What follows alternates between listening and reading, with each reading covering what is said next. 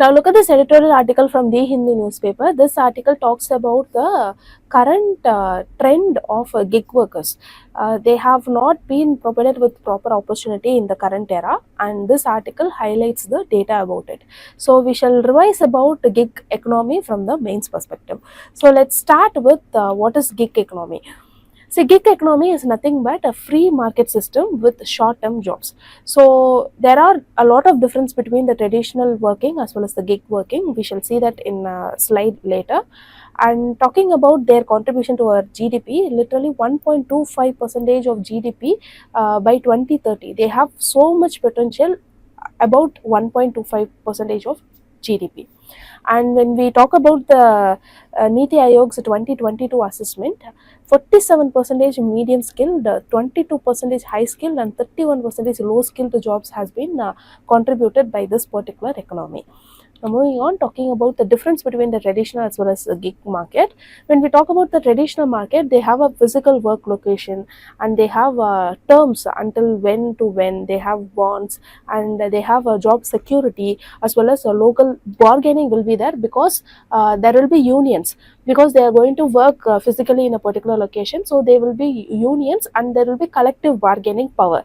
But when we talk about the gig market, it is individualistic, and the gig workers will be employed for short duration. Once the work is done, they will be searching for another work. So there is no proper security when it comes to gig workers, and they usually seek work in online platforms.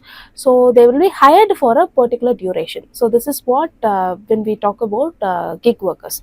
And the thing is, their arithmetic wage determination is there, and there is no very specific determination of salary or wages. So the persons who has been employed under this gig economy, their salary and wages will be changing according to the season and changing according to the demand in the market. So this is very basic difference between the traditional market and gig workers. Now moving on, we shall see about the government initiatives that has been taken in order to safeguard this gig workers. So the first thing is the social security benefits, and for this they have provided Ayushman Bharat coverage for 10 million gig workers.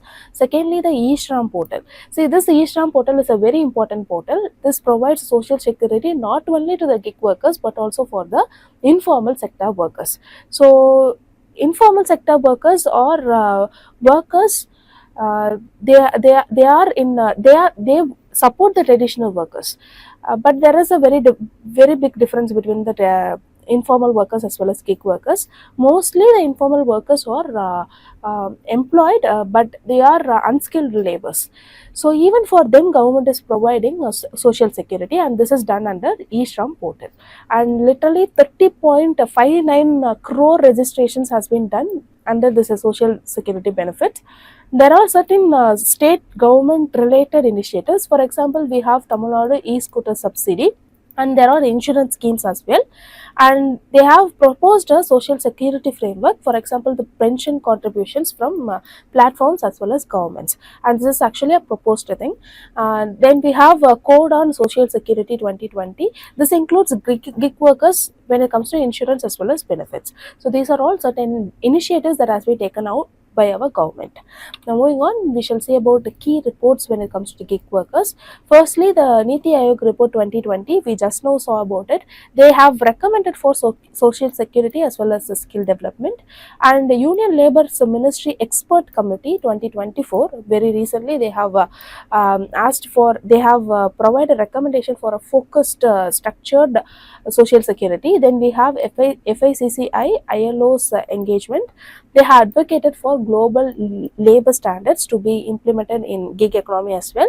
Then study on women in gig economy, they have asked for flexibility and lack of security when it comes to gig economy. So these are all certain key reports. Now moving on, we shall see about what can be done in order to make their work easier and provide them proper social security. First thing is we have to bring in a comprehensive plan specifically for gig workers. The gig workers are actually provided with social security, but it is very decentralized, and it is actually provided in different tax. It is not properly, there is no comprehensive act for specifically for them. So we can bring in lot of health insurance, pension, as well as disability benefits, so that the gig workers will be aware of it.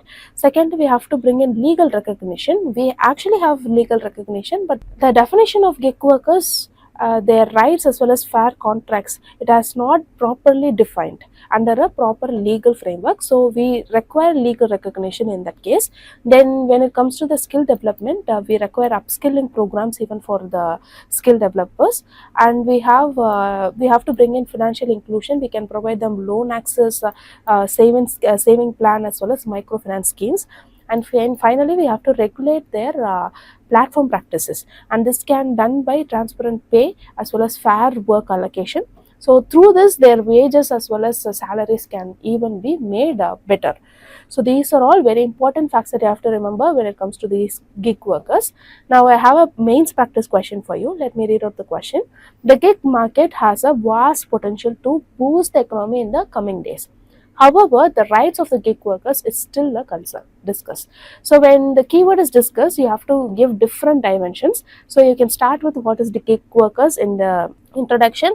You can move on to what are all the government initiatives are there, or what are all the rights given by the government, and then you can talk about what are all the challenges in there, then what is the way forward. So you can give three points or 3 to 4 points for each subheading, which will make the question very beautiful with the current trends and data that has been provided in the article.